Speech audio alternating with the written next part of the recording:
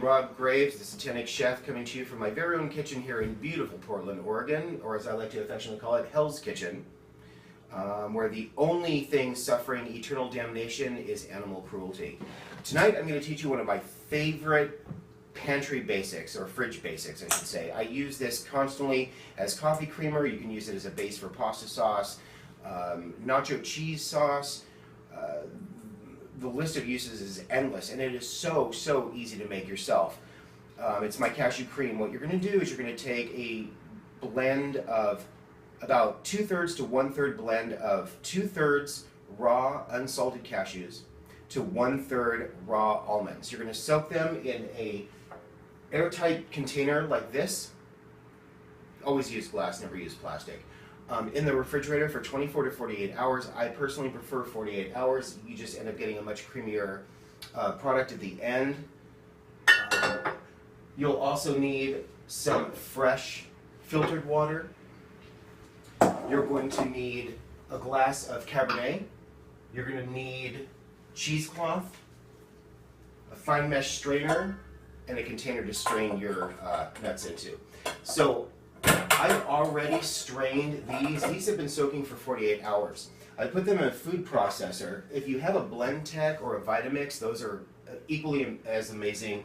If you only have a regular standard household blender, you may want to really make sure that you fold your cheesecloth up, because it's not going to be able to get everything down to a really fine mist. There's still going to be some chunks in there.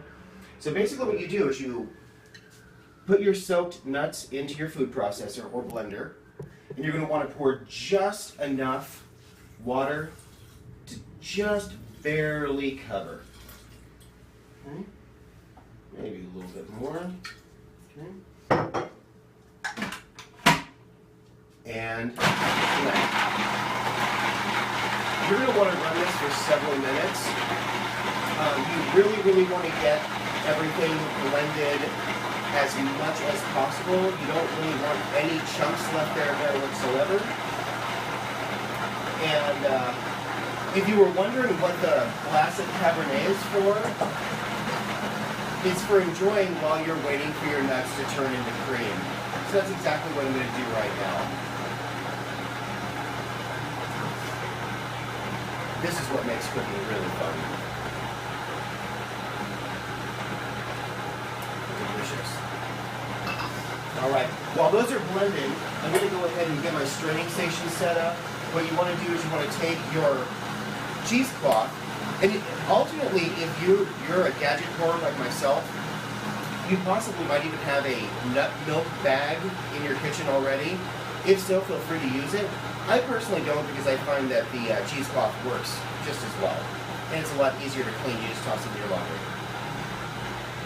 Alright, let's take a look and see how this is coming along.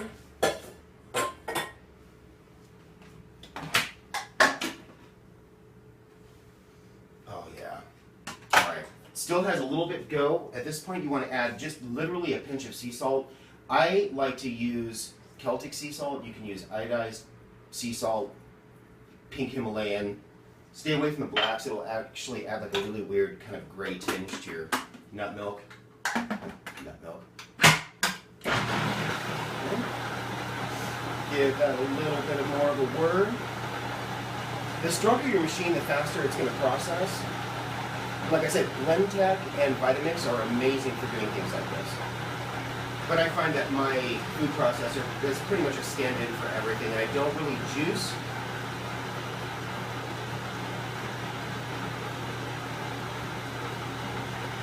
So that would be just a very expensive accessory taking up a lot of space in my kitchen.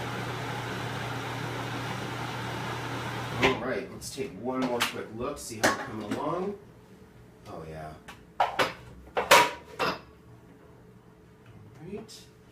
Alright, looks like we're ready to strain.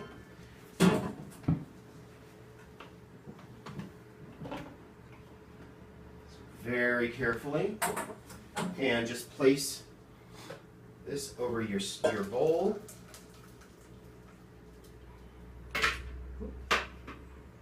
Alright. And you'll see here, there's a beautiful, rich, creamy delicious cream coming out of the bottom. Just go ahead and let that strain for quite a while. Now, for demonstration purposes, I did not blend this as long as I normally would.